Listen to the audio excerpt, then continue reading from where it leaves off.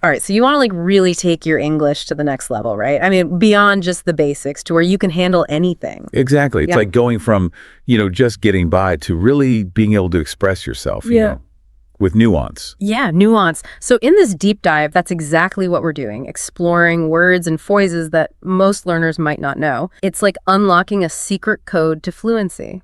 It is. It's like having this whole extra layer of language at your disposal. And it's not just about sounding smart. Right. It's about understanding those subtle things, how people really use English in everyday life. Yeah, and how you can use it too. Like imagine being able to perfectly describe that person who, they just drive you crazy. Yeah. Or you're in this tricky situation and you just need the right phrase to nail it. Exactly. And that's what we're going to uncover today, words and phrases to deal with all sorts of situations, from social stuff to really expressing your feelings. We've got idioms, slang, the whole shebang. I'm excited to dive in. Me too. Okay, so where should we start? How about those tricky social situations? You meet someone new and you want to describe them, but you don't want to just say nice or mean. Right, because those are just so basic, and sometimes they don't really capture the whole picture. Yeah, so let's get more specific. For example, one word that stood out to me from our research was dog's body. What do you make of that one? Dog's body. It's not just a servant, right? It's more like you're the one stuck with all the crappy jobs, the ones nobody else wants. Yeah, like you're at the bottom of the totem pole. Exactly. So it really highlights a power dynamic, where someone's being taken advantage of. Ooh, I feel like we've all been there at some point in our lives. Okay, what about this phrase, off the record? Now, I always think of gossip when I hear that. It's really gossip. It's like you're sharing this juicy secret, but you make it clear, hey, this stays between us. Right. Total confidentiality. But, and this is important, it also has this serious side, especially in professional settings. Oh, yeah, like if someone says off the record, I think, and then they tell you something sensitive. Exactly. It's like they're giving you this inside scoop, but they don't want to be officially quoted. High stakes. So it's all about context with that one, understanding what off the record really means in the moment. Okay, here's one that I think we can all relate to rub someone up the wrong way. Yes, those people who just have a knack for annoying us. Sometimes, without even trying, right? Oh, absolutely. But sometimes it's intentional. They're doing it on purpose. Interesting. But even if it's unintentional, it's still important to understand why someone rubs us the wrong way, right? Yeah, because it could be a personality clash, maybe different communication styles. So maybe it's not that they're a bad person, just that we don't quite mesh well. Right. And that's where understanding these subtle social cues can really help. Okay, so we've got those tricky personalities down. Now let's move on to something a bit more fun. Idioms. Oh yeah, I love idioms. They're like little puzzles that paint these vivid pictures. Exactly. And they add so much color to your language, making it more interesting and engaging. All right, so let's crack open one of these puzzles. What about clutching at straws? It sounds kind of desperate, doesn't it? Yeah, it does. Think about it like this. You're in a really tough situation. You've tried everything, and now you're just grabbing at anything, even if it's a long shot. Like applying for jobs you're totally unqualified for, or trying to fix a relationship that's clearly over. Exactly. Clutching at straws. It's that last-ditch effort when all else has failed. And we've all been there at some point, right? Yeah, totally. It's a universal human experience. Okay, here's another one making a mockery of. That's not just a simple complaint, is it? No, it's more intense, like you're saying. This is so wrong, it's almost laughable. Yeah, like it completely undermines the whole point of something. Right. Like imagine a rule is supposed to make things fair, but then someone finds a loophole and uses it to their advantage. You could say they're making a mockery of the whole system. Ooh, that's a good one. Okay, I'm loving these idioms. What else do we have? Well, how about we spice things up a bit with some slang? Oh, yeah, slang. It's like the secret handshake of fluency. It is. It adds that informality, that sense of, being in the know. Okay, hit me with a good one. What's on our slang list? How about gobsmacked? It's a fantastic word for expressing total astonishment. Gobsmacked. I like it.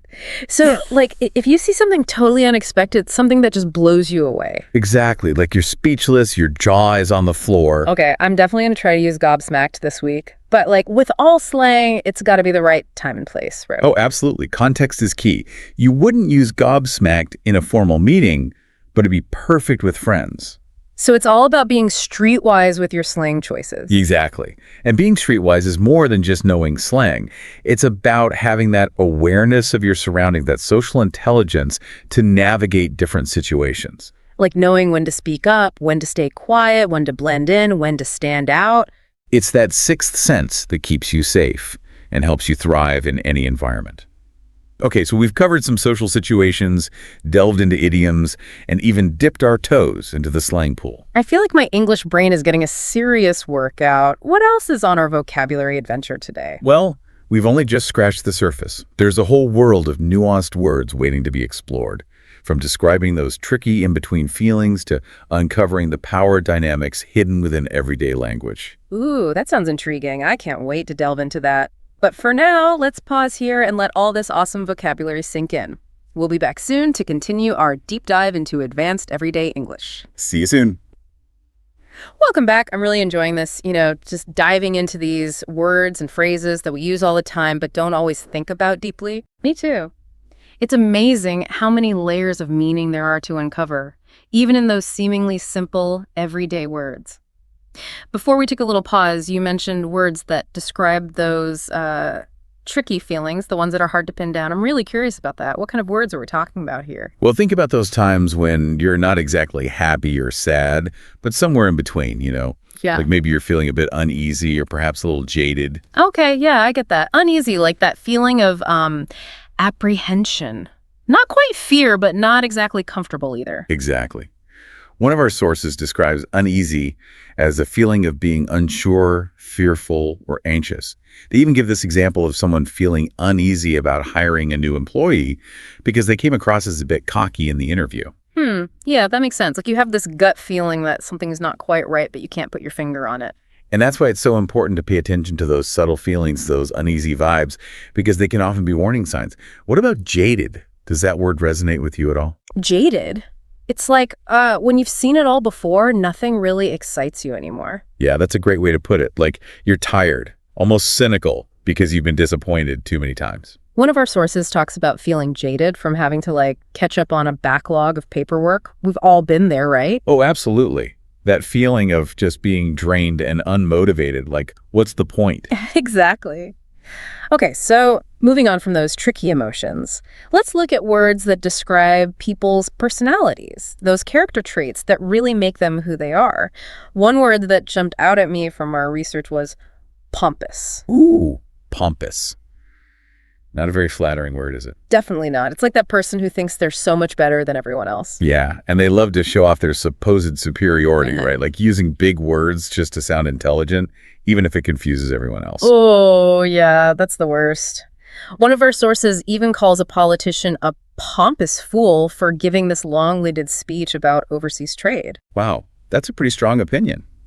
It suggests that the writer thinks this politician is completely out of touch, more focused on their own ego than actually helping people. It's amazing how one word can convey so much, isn't it? Okay, how about cocky? Is that similar to pompous? Cocky is definitely in the same family as pompous, but it has a slightly different vibe. It's more about that unfounded confidence, that swaggering, know-it-all attitude that can be really annoying. Like that person who walks into a room like they own the place, even though they haven't really earned it. Exactly. And, one of our sources mentioned someone coming across as cocky in a job interview, which actually made the interviewer uneasy. What do you think that is? I mean, isn't confidence a good thing? It is, but there's a fine line between confidence and cockiness. Cockiness can be a sign of insecurity, like you're trying too hard to impress. And it can also make people question your ability to work well in a team. So it's all about balance, finding that sweet spot between being confident and being humble. Okay, for a more positive trait, let's talk about streetwise. Ah, streetwise. Now that's a good one. It suggests someone who's savvy, aware of their surroundings, and able to navigate tricky situations, especially in a city environment. Like they've got that sixth sense for trouble. They can spot a scam a mile away. Exactly. One of our sources describes someone as being streetwise because they know how to handle troublemakers on their way home. It's about having that instinct for self-preservation, that ability to read people and situations. It's like having that inner radar that helps you avoid danger and make smart choices. Precisely. Okay, let's jump back into the world of idioms for a bit. What about to make a mockery of, We touched on this one earlier, but I think it deserves a little more attention. Yeah, it's a really powerful phrase, isn't it? It's not just about poking fun at something. It's more about expressing outrage. Like you're saying, this is so wrong, it's almost absurd. Right, like when something is supposed to be serious or important, but it's been completely undermined or devalued. One of our sources uses this idiom to describe how a legal loophole completely makes a mockery of the justice system. Exactly. It highlights how something that's supposed to uphold fairness and justice has been twisted and manipulated for personal gain. Okay, let's switch gears a bit and look for an idiom that captures a feeling of accomplishment, that sense of satisfaction when your efforts pay off. How about to reap the rewards? Hmm. It perfectly captures that feeling of, like, enjoying the benefits of all your hard work. Oh, I like that. It's like planting a seed, nurturing it, and then finally getting to harvest the fruits of your labor. Exactly. One of our sources uses this idiom to describe how England would reap the rewards if they won the World Cup. Imagine that collective joy and national pride. It's a beautiful image, isn't it? Okay, before we move on to our next theme, I want to circle back to something we've touched on a few times already, the importance of context in language. Oh, absolutely. Context is everything. It's like the key to unlocking the true meaning of words and phrases. One of our sources gives the example of the phrase off the record. We all know it from gossip, but it can have a totally different meaning in a professional setting, right? Yeah. Like imagine you're a journalist interviewing a politician and they say, off the record, I can tell you. That's a completely different ballgame than gossiping with your friends. Right. So we have to be really careful about how we interpret language, paying attention to the subtle cues and the unspoken rules of the situation. Exactly. It's not just about the words themselves. It's about understanding the intentions behind them. Okay. Are you ready to explore our next theme? Oh, yeah. Hit me with it. What's next on our language adventure?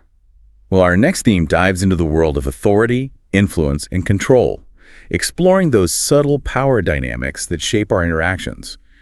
We'll be looking at words like undermine, back down, and bluff, those moments when people are vying for power or trying to assert their dominance. Ooh, this sounds juicy. I can't wait to unpack those power plays. Me too. It's going to be a fascinating exploration of how language can be used to manipulate, persuade, and ultimately control the narrative. I'm ready to see how these words play out in real-life situations. Well, let's dive right in. One of our sources gives the example of someone undermining their colleague's authority by constantly criticizing their work. Ooh, that's a classic power move, isn't it? Trying to make someone look bad so you can climb the ladder. Exactly. It's a deliberate attempt to chip away at their confidence and credibility to make them question their own abilities. So it's not just about giving feedback. It's about using language as a weapon to gain the upper hand. What about to back down? That phrase always makes me think of like defeat. It does have that connotation, doesn't it? Like you're giving up, surrendering to the other person's will. One of our sources mentions sponsors backing down on their demands for the layout of Wembley Stadium. What do you make of that example? It sounds like a classic power struggle. Yeah. The sponsors trying to exert their influence, but ultimately having to concede to the stadium management. So sometimes backing down can be a strategic move, right? Like choosing your battles wisely. Absolutely. There are times when it's better to retreat and regroup than to risk losing everything in a fight you can't win.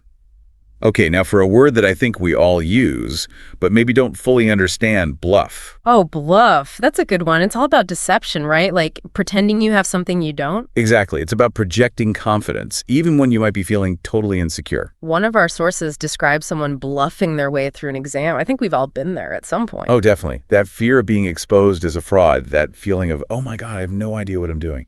It's universal. But you mentioned earlier that bluffing can sometimes be a necessary skill. How so?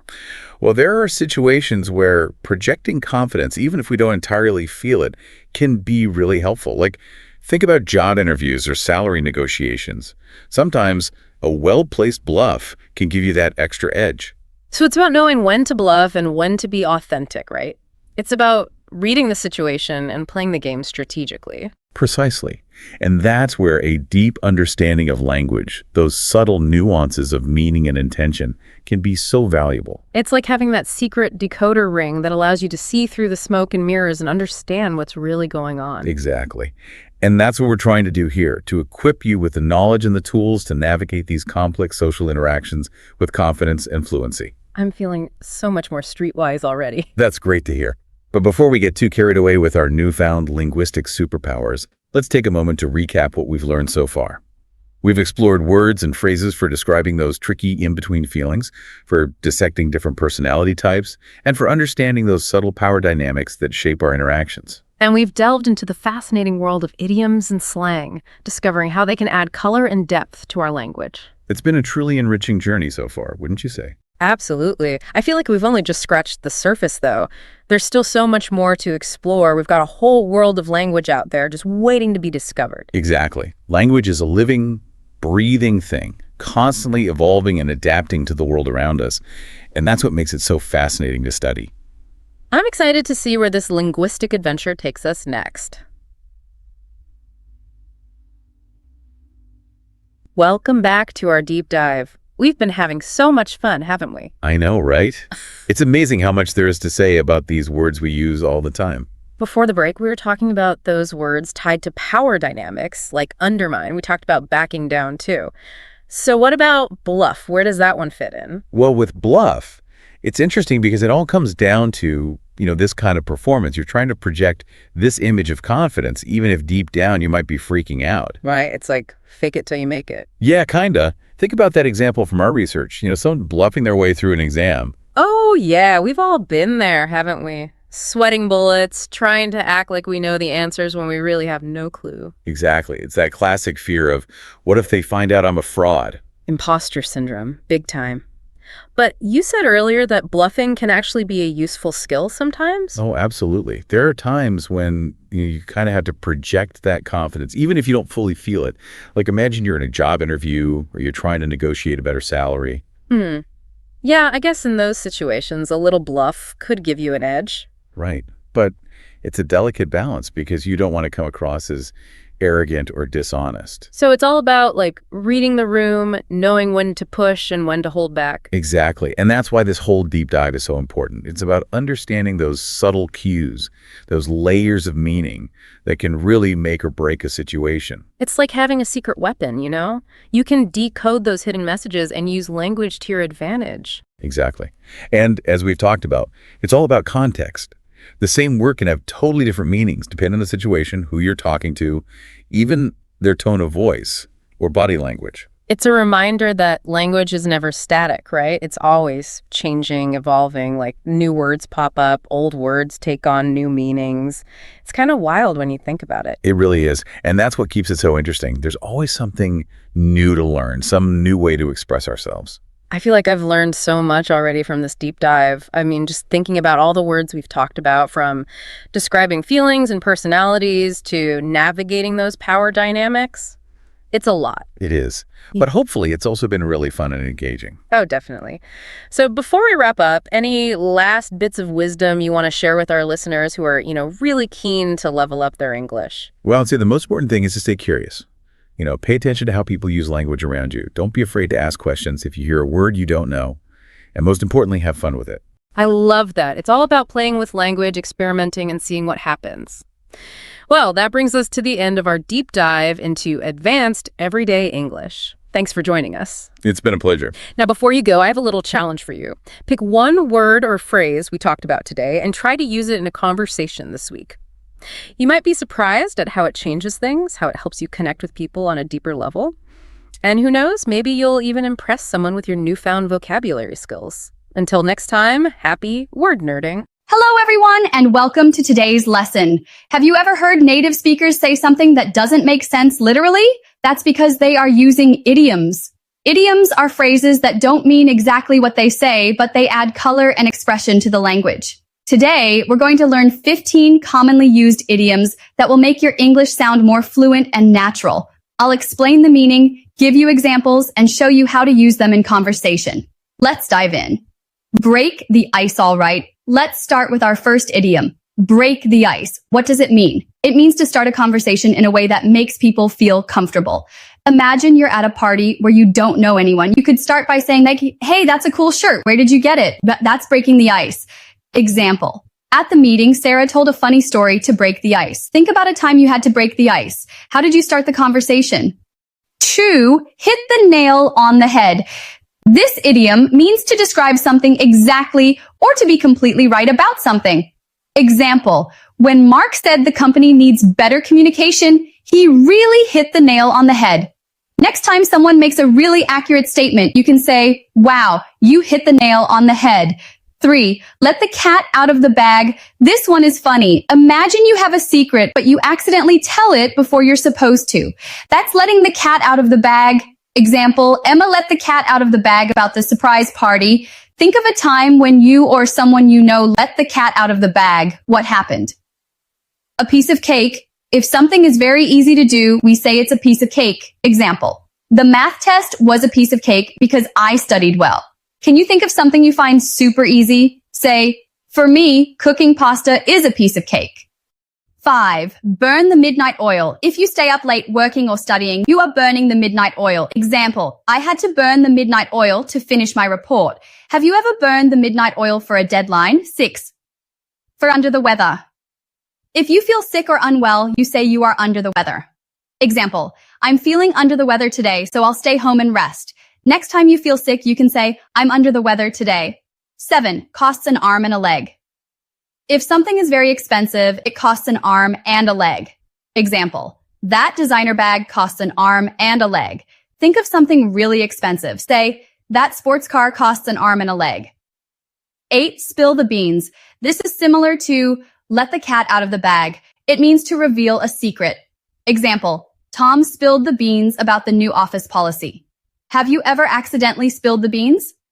A 9. Bite the bullet. This means to do something difficult or unpleasant that you've been avoiding. Example, I hate going to the dentist, but I have to bite the bullet and go. What is something difficult you need to do soon? Say, I need to bite the bullet. And 10. Hit the sack. This idiom means to go to bed. Example, I'm so tired, I'm going to hit the sack now. Next time you're sleepy, say, I need to hit the sack. 11. Pull someone's leg. If you joke with someone in a playful way, you're pulling their leg. Example, I thought he was serious, but he was just pulling my leg. Have you ever pulled someone's leg? 12. Jump on the bandwagon. This means to join a trend that is already popular. Example, everyone is jumping on the bandwagon of online learning. Can you think of a trend you joined? 13. The ball is in your court. This means it's your turn to take action. Example, I sent them an offer, so now the ball is in their court. Think of a situation where someone is waiting for your decision. 14. Keep your chin up. This means stay positive, even in difficult situations. Example, I failed my test, but I'll keep my chin up and try again. Encourage someone by saying, keep your chin up.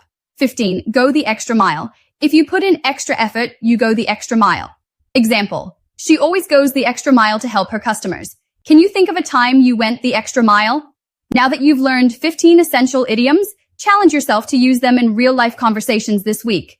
Choose 5 idioms from today's lesson and try using them in different situations. Thanks for watching.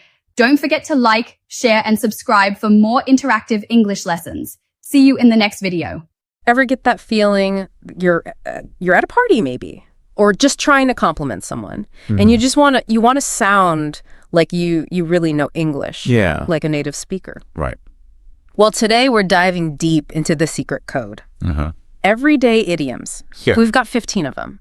And we're gonna go way beyond just, simple definitions. Yeah. We'll explore their origins. Right. But more importantly, how you can actually use them in real life. Yeah. It's fascinating. Yeah. These idioms, they're more than just these kind of colorful expressions. Right. They really give us insights into how a culture thinks and communicates. Okay, so let's jump right in. Imagine a room full of new faces. Okay. That awkward silence hanging in the air. What idiom pops into your mind for that scenario? Oh, break the ice, of course. It's all about easing that initial tension, right? And getting the conversation flowing. Yeah. And, you'll notice that a lot of idioms use these physical metaphors to represent these like abstract social situations. Right. That's kind of a key to understanding how they work. That is such a great point. So it's like you're not just learning vocabulary. Right. You're like deciphering a cultural code. Absolutely. Yeah. So instead of just standing there awkwardly, Yeah. you could say like, hey, I love your shoes. Right. Where did you get them? Yeah. Boom. Yeah. Ice broken. Exactly. And notice how that simple question, it does so much more than just, break the silence. It creates like a point of connection, Right. a shared interest. however small, Yeah. that can really kind of get things moving, In the right direction. like Totally. in the right direction. Yeah. Now, let's say the conversation's going well. Someone makes a brilliant point. Okay. Perfectly summarizing what everyone's thinking. Mhm. Isn't there an idiom for nailing it? Oh, yeah. hit the nail on the head. Yes. Yeah. Yeah. It really highlights that sharp accuracy. Right. Like a skilled carpenter hitting the nail, perfectly. I've always loved that visual, that sense of precision. It makes me think about how many idioms rely on imagery that's almost physical Yeah, to convey a very abstract idea. absolutely. That's it. It's a way to make these complex concepts, tangible, relatable. Okay, but what about when things go wrong? Like someone accidentally reveals a secret, Oh. maybe about a surprise party or something? Oh, then they've let the cat out of the bag. Oopsie. Yeah, it implies an unintentional slip, Right. like a secret that was meant to be kept hidden. I've always wondered about that one. Why a cat? Why Yeah. not a dog or a bird? Well, one theory traces it back to medieval markets. Mm-hmm. Apparently, they used to sell piglets in bags. What? But sometimes a dishonest seller would swap the piglet for a less valuable cat. Oh, no. So letting the cat out of the bag exposed the trickery. Wow. That origin story is such a surprise. It really adds another layer of meaning to the idiom. Right. It also shows how these idioms can reflect historical practices and cultural values. For sure. Speaking of surprises, isn't there an idiom for when something is incredibly easy to do? Oh, a piece of cake. Yeah. This one conjures up that image of effortless enjoyment, Right. like savoring a delicious slice of cake Yeah. without a single worry. Okay, maybe parallel parking isn't a piece of cake for me, but I get what you mean. Exactly. It's that sense of ease and simplicity. Think about those times when you've had to burn the midnight oil to get something done. Oh, tell me about it. Like a late night study session before a big exam, fueled by coffee and sheer willpower. It really paints a vivid picture, doesn't it? Mm-hmm. The flickering lamplight, the stacks of books, it emphasizes dedication and pushing through fatigue to reach a goal. Totally. But sometimes all that hard work can leave you feeling, not your best. Under the weather. Yeah. That captures that sense of being a bit unwell or run down. Yeah, like when you're fighting off a cold and everything feels just a little bit harder. Right. We've all been there. We've all been there. Yeah.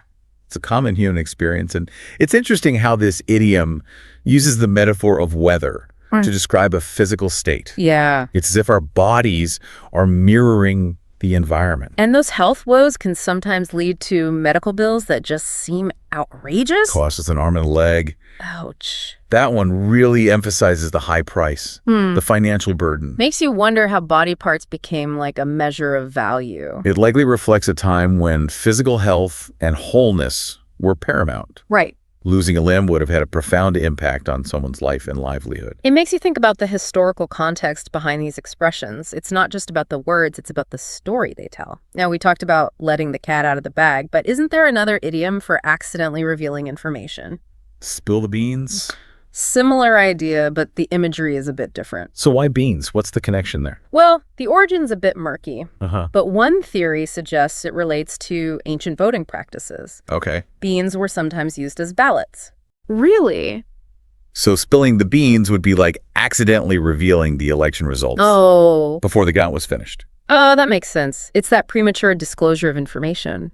It makes you wonder if voting with beans was as messy as it sounds. It certainly adds a new dimension to the phrase bean counter, doesn't it? Right. Speaking of messes, how about when you have to face something unpleasant head on, no matter how much you'd rather avoid it? Ah, that's when you bite the bullet. It really captures that feeling of steeling yourself to deal with something difficult. Do you think people ever actually bit bullets to endure pain? Thankfully, it's just a metaphor. Right. It highlights that grit and determination to push through discomfort. After a long day of biting bullets, wouldn't you say it's time to? It's hit the sack. That's the universal language of seeking rest and a good night's sleep. It's funny how that simple phrase evokes such a feeling of relief and relaxation. Now, before we move on to more idioms, have you ever been in a situation where you had to break the ice? Yeah. Or maybe you accidentally let the cat out of the bag? Uh-oh. We'd love to hear your experiences. Yeah. It's amazing how idioms can capture those universal human experiences, isn't it? Totally. Yeah. Okay, thinking about social dynamics reminds me of those times when you're teasing a friend Yeah. just for fun. Oh, in that case, you're pulling their leg. It's all about playful deception, Yeah. right? creating a moment of amusement without any real harm.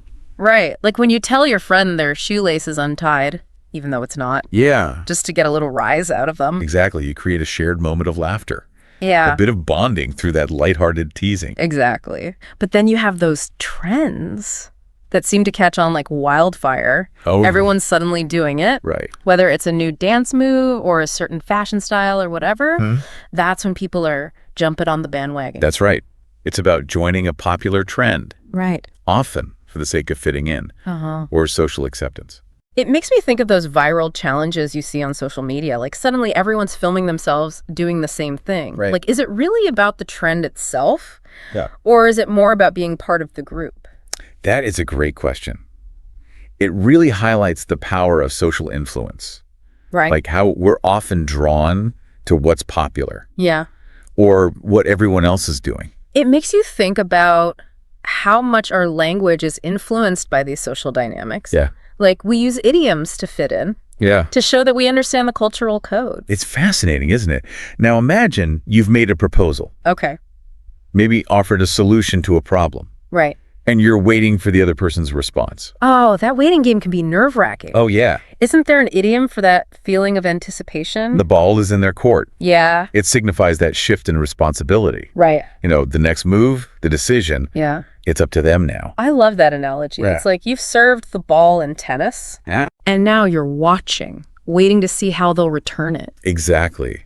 It emphasizes that pause in the interaction, that anticipation of what will happen next. Okay, but life isn't always a game of tennis, right? We all face those moments that test our resilience, Yeah. those challenges that make us want to give up. When you're feeling discouraged, Yeah.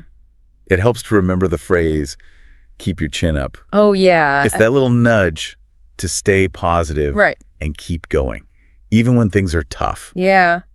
I can almost picture someone literally lifting their chin, Yeah. like as if to face the challenge head on. Uh-huh. It's a reminder to maintain that optimistic outlook. It highlights that inner strength, that ability to bounce back from setbacks and keep moving forward. Totally. But sometimes it's not just about staying positive. Yeah. It's about going above and beyond, exceeding expectations. That's when you go the extra mile. It suggests a willingness to do more than what's required, to put in that extra effort.